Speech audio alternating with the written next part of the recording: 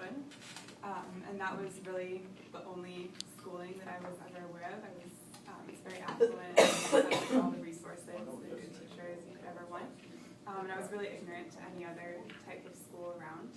When I went to college, I went to the University of Miami, and I decided to just try out education to see if I would like it or not. I've always liked working with kids.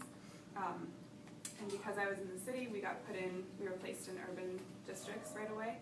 And the education side of it for me, the working with kids side, really clicked right away for me, and I knew that's what I wanted. And then being in underserved schools, it was kind of shocking for me, but at the same time, that also fit, because it was one of those things where once I saw that existed and that there was a need, I never considered going to a different type of school after that.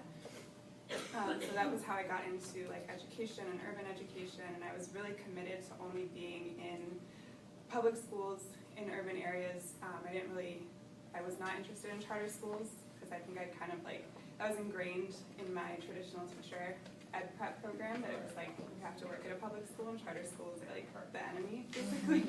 So I didn't consider it. And then after graduation, I decided to apply to work at City Year in New York, just for a different experience. And I got placed at a middle school in the South Bronx.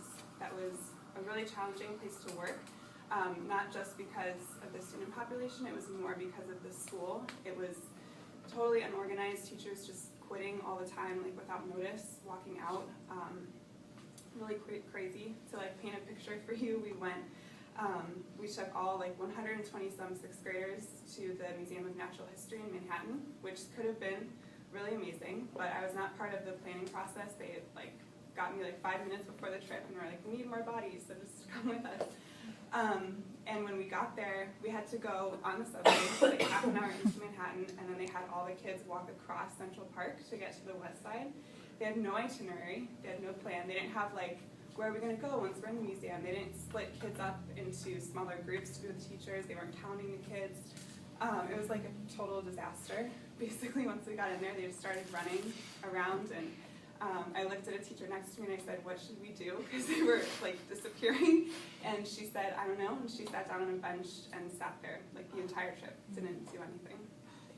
The worst part of that day was there was a class of 25 special needs students, and their teacher lost them. And he didn't communicate that with anyone for an hour. We found them later in Central Park just roaming, and a kid was hit in the head with a rock and had to be taken to the hospital. And so that was not that, it's very shocking, but if you saw the school, it's not surprising that, when you're unorganized, that's what happens. So I decided that I needed a change in the type of adults and where I was working. And it was hard to make that decision because I adored the students that I was working with there, and I was thinking about staying at that school. They offered me a full-time teaching position, and I've been thinking about my kids a lot this week. And I was talking with them and saying I want to be here for you, because they knew that the school was rough to work in, and we would have honest conversations about it. So I would tell them, I want to stay here with you, but it's very difficult and everything. And I was lucky enough to find the breakthrough schools, and I've been thinking about moving home anyways. I talked to Chris O'Brien on the phone, and we had a great conversation. I came here, and everything was beautiful. And it just felt I actually came here the day I was supposed to do my sample lesson. They canceled school, and I was coming from out of town, so I just gave my lesson to Chris by ourselves, which is kind of funny. But I was really excited just from the school, the bulletin boards and how organized everything is. I still really, really wanted the job. And I got the call. I was also jumping up and down. And I got the call when I was still working at school. I was staying late because we were planning a carnival, and I was in charge of decorations, and I had 10 of my closest kids with me who stayed after to help do the arts and crafts and do decorations. And I told them, and I was like, oh, I got the job that I really wanted. And they're like, yay, you should go, you should do it. It'll be so much better, which was really awesome to have that moment with my students. And just this week has been everything that I wanted in a school to work at. It's so wonderful to not be the only person who cares, about the safety of our kids and also about the academics, and to know that I'll be a part of an entire team working for the same goal instead of just one person like struggling against kind of, I forget who said it before, but against like a tidal wave of everything coming at you.